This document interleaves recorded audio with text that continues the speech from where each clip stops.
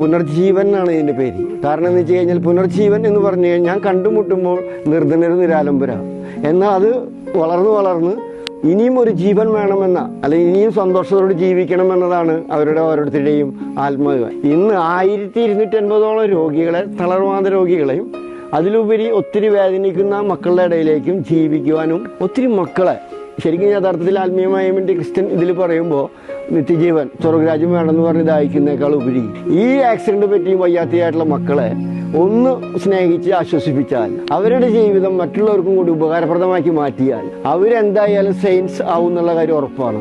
ഒരാൾ സെയിൻസ് ആവുന്നേക്കാളും എണ്ണിയാ തീരാത്ത ആളുകളെ സെയിൻസ് ആക്കാൻ പറ്റുകയാണെങ്കിൽ ഏറ്റവും സന്തോഷം. ഇന്ന് ഭൂമിയിൽ ജീവിക്കുമ്പോൾ സ്വർഗരാജ്യം അനുഭവിക്കണമെങ്കിൽ അതുപോലെ.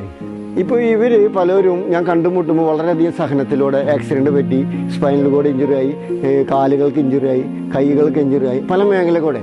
അപ്പോൾ അവരിനെ ഡോക്ടർമാരിലൂടെ റിക്കവറി ചെയ്യുമ്പോൾ പലപ്പോഴും കാലിബർ അതുപോലെയുള്ള ബാക്ക് പെയിൻ വരാതിരിക്കാനുള്ളത് വളരെയധികം വേദനാജനകമായ മേഖലകളെ റിക്കവർ ചെയ്യാൻ ഉപയോഗിക്കുന്ന മെറ്റീരിയൽസ് സമൂഹം പലപ്പോഴും എങ്ങനെ കളയണ്ടേന്ന് വിചാരിച്ചിരിക്കുമ്പോൾ ഞാൻ അവരുടെ വേദനയെ കൂടുതൽ സ്നേഹത്തോടു കൂടി ഏറ്റെടുത്ത് ഇവിടെ എൻ്റെ ഹൃദയത്തോട് ചേർന്ന് എൻ്റെ ആശ്രമത്തിൽ വെച്ചിരിക്കുകയാണ്. അതിനോട് 2 ഗുണം എന്ന് പറഞ്ഞു കഴിഞ്ഞാൽ 3, 4, 5 വർഷമാണ് ആ മെറ്റീരിയൽസ് ആ വ്യക്തികൾ സഹനം അനുഭവിച്ചിട്ടുള്ളത്. അതിൽ അതിൻ്റെതായ ഒറിജിനാലിറ്റി ഉണ്ട് ആ സഹനത്തിൽ. അപ്പോൾ ആ ഉപയോഗിച്ച വസ്തു നമ്മൾ ആത്മീയ കണ്ണിലൂടെ കണ്ടു കഴിഞ്ഞാൽ, നമ്മളതിനെ സ്നേഹിച്ചു കഴിഞ്ഞാൽ വീണ്ടും അതിനാവശ്യമുള്ളവർക്ക് കൊടുക്കാൻ സാധിക്കുന്നു. എന്നും നമ്മുടെ സ്ഥാപനത്തിന് ഒരു മുതൽക്കൂട്ടായിട്ടിരിക്കുന്നു. ഇന്നിപ്പോൾ ഓൾറെഡി 10,200 ചില്ലറോളം ഫാമിലിയിലുള്ള ഈ വയ്യാത്ത മക്കളുണ്ട്. കൂടാതെ ഈ തെരുവിൻ്റെ മക്കൾ, അതുപോലെ സ്ഥിരമായിട്ട് അവിടെ ഭക്ഷണം കൊടുക്കുന്ന സംവിധാനം, പിന്നെ രോഗികളായിട്ടുള്ളവർക്ക് കെയറിങ്ങിന് പോകുന്ന സംവിധാനം, അതുപോലെ ഇവിടെ താമസ സൗകര്യം, ഇവർക്കൊക്കെ സ്വതന്ത്രമായിട്ട് ജീവിക്കാനുള്ള സംവിധാനം. നമ്മളൊരു ഓർഫൻ സിസ്റ്റത്തിലല്ലാതെ അവർക്ക് വീടുകളിലേക്ക് പോവാം, വീട്ടുകാർക്ക് വന്ന് കൂടെ താമസിക്കാം.